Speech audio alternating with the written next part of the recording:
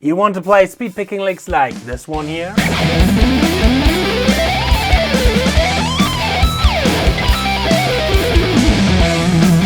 Or maybe like this one here?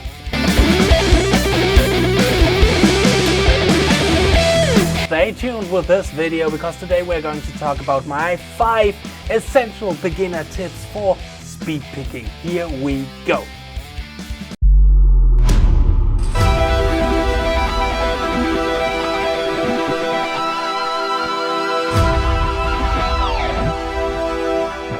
Hey guitar champion, what's going on? I'm Justin Hombach, back from my practice cave, and welcome to today's video. We are still in the speed picking month, and today I want to give you the 5 essential tips, in my opinion, which are crucial for beginners when it comes to speed picking. Tip number 1, extremely important for me when you want to have a good and controlled speed picking technique.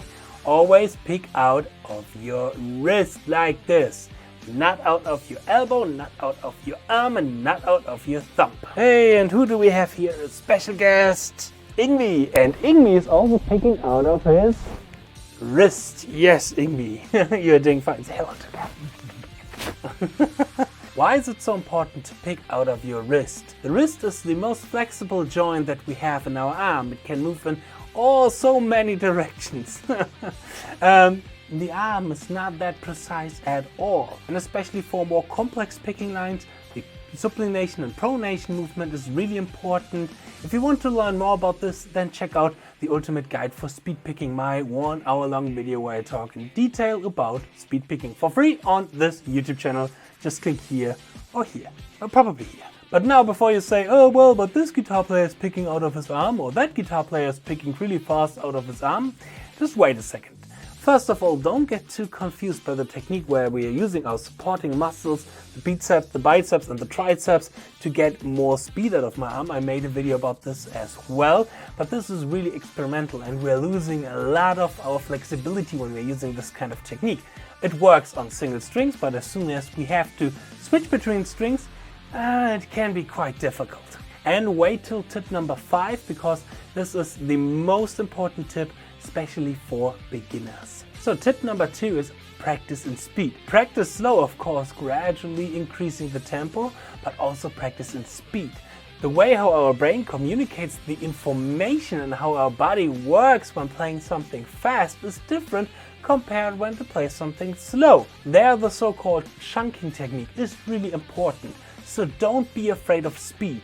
And don't believe the misconception that you cannot work on certain details when playing fast. You can do it with the right method. Tip number 3 is practice both pick slantings. Yes, pick slanting. If you don't know what pick slanting is, then check out the Ultimate Guide for Speed Picking or other videos here on this channel. I talked a lot about this beautiful technique that helped me a lot, especially when it comes to string changes. And there we basically have 2 different pick slants, downward pick slanting, upward pick slanting, and I always highly recommend to practice both of them, downward pick slant and the upward pick slant. You will need both when it comes to more complex lines. So don't say, I'm natural downward pick slant, or I'm natural upward pick slanting. I don't focus too much on the other one because it's not natural for me. Try to practice both and become a natural up and downward pick slanter. Tip number 4 is always analyze yourself. This is something that was really important for me in the last couple of years because I used to be really sloppy, but I don't recognize it. I used to say, it's fine, it doesn't have to be perfect, it's fine how it is. But nowadays I really take a deeper look into my playing and really always analyze what I'm doing. I even take one day of my practice routine, mostly the Wednesday, where I film everything what I'm practicing and then slowing down and really checking here what I'm doing here.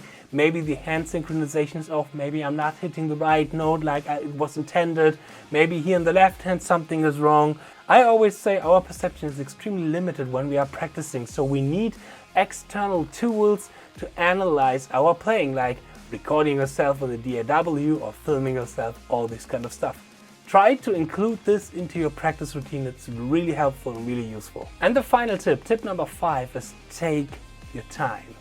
Especially before you judge a certain approach and a certain technique. Well, now here comes the big problem in nowadays times. I say do this when it comes to picking. Other teachers say different things. and their approach and their meaning and their opinion has the same value like my opinion or my meaning. It comes from personal experience that we had in our own playing, but also that we can see in the playing of our students. Now, there are certain rules, I would say, for general amount of people, like pick out of your wrist and all this kind of stuff.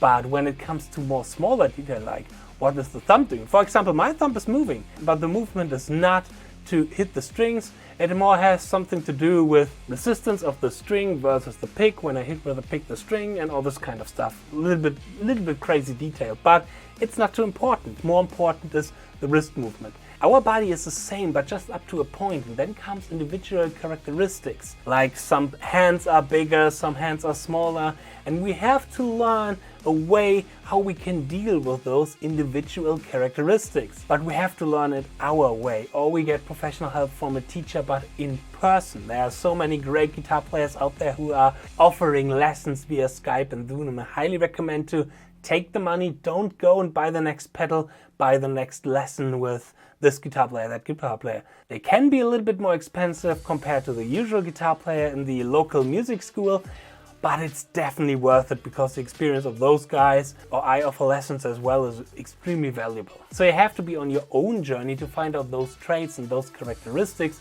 when it comes to your body. And this needs a lot of time. Another problem is that I show on this YouTube channel, hey, use this technique. And then some people are working on that technique and it does not help them immediately. Sometimes this can happen, like with me when it comes to the pick slanting motion. After realizing what pick slanting is, it helped me instantly. I still had to work on it, but it made so many things about my problems clearer in my head.